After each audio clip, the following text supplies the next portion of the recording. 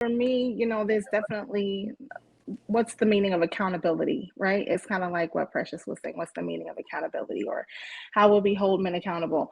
I think the part that folks are disagreeing on is, or not maybe on the same page about, is why you would hold a man accountable to his sexual past anyway. Like, what are you getting from that as a woman? Well, I think the consensus across the women is saying, like, this lets me know where you've been. Like, this lets me know the journey that you've been through to get where you are today, and some of those things I'm not okay with. And I think that's okay if that's what it is, for a woman to be like, I don't want to deal with a guy based on what I know his past is. I think that's okay. So I think what we saying is, if you imagine two people, right? One having their mouth spitting and the other person doing the spitting. If you had 35 people spitting in your mouth, that's nasty. It's nasty for you to spit on people, but it's not the same as taking 35 wads of spit into your mouth. It is completely different what's occurring between men and women. We don't leave a relationship with deposit parts of your body stuck inside of us and dripping out of us and oozing into our DNA. It's not how it works with us. It's the same as me doing this 100,000 times. Like, if men are able to disassociate, men are able to disassociate sex from emotions. We do it all the time. The woman that gets the relationship receives emotions. Most men who sleep with a lot of women that get in relationships love a very small amount of women, is extremely selective when they do that. And that woman receives all the emotions. Plus, he does not have the same sexual actually, he gets more sexual discipline in a way because he's had so much experience that not everything phases him. It's completely different, the experience you gain from being one of those men versus not being like that. A man, they say men usually are as faithful as their options. If you never had no options, get married, and then all of a sudden you got options, you might be in for some trouble. But if you had all the women you wanted, then chose a woman, and then more women come, you're like, I don't need that.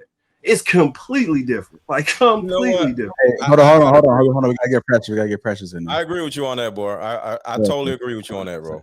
I agree with Marcus. I think women don't want to understand that there are just some things that there are double standards on, and we're not going to change it. We're not going to change it. So we shouldn't lose no sleep over it. We shouldn't be saying, well, you guys should be held accountable too, because we're held accountable. You should be too. You have to hold yourself accountable. But I do agree with Marcus in that, the woman who gets the relationship is definitely in a better regard or a better status than the woman who keeps complaining about the women that you have slept with. I do believe that if you continue to sleep with women and then you find a woman who is more than just someone that you can sleep with, more than somebody that you could just hang with every now and again, it may confuse you a little bit because it's like, dag, I've been running into all these women. I've been kicking it. We've been having a good time. She's not really requiring anything from me. So I'm just going to go with the flow. I'm just going to keep doing what I'm doing. And then you run across one and you're like, I don't know if I want to keep doing what I'm doing. So I think that's a decision that a man makes when he is ready to make that decision. No woman can force him into making that decision. And until then, he's going to be a man and he's going to release where he releases. Not release where he releases. Yeah, I don't know where y'all getting these analogies from. Marcus, the chat wants to know where you getting your examples from. What about the spit? I just made that up right now. But in regards to the other thing, it's biology. And even the way men die faster, right? We only got one life to live. It would make sense that we have all of these sperm to give, because if we're going to die within a year, we can impregnate as many people as we need to further evolution. But, it just makes sense to me. It's biology. And through my experience, I found that I'm in better positions in relationships due to experience with women, because I learned how to deal with personality types. I learned the skill it takes to listen to women and interpret it from a woman's mouth into how a man hears things, to hear what she's actually trying to say, then translate that again from how you think to how women hear things. That's a skill that you have to develop. A lot of men struggle with it, and that's why nuance seems to be a thing that does not get grasped fully within this space or in general with men, and why we have so much trouble with women in relationships. I hear how women speak because of my experience, and I literally know what they're trying to say, and I know what the response is, and I can filter it. That's not something you gain without dealing with women. It's just not. Unfortunately, double standard exists. It's real. It's biology. physiology, sociology. It's all of them. They all culminate to the same thing. Hold on real quick. I want to play this clip. This is from 5 years ago. This is Brittany Renner. My body count. I don't know why in like 2018 that's any of your fucking business or why it matters. But 24, 11 athletes, woo! 5 entertainers, woo! 8 regular guys. Woo!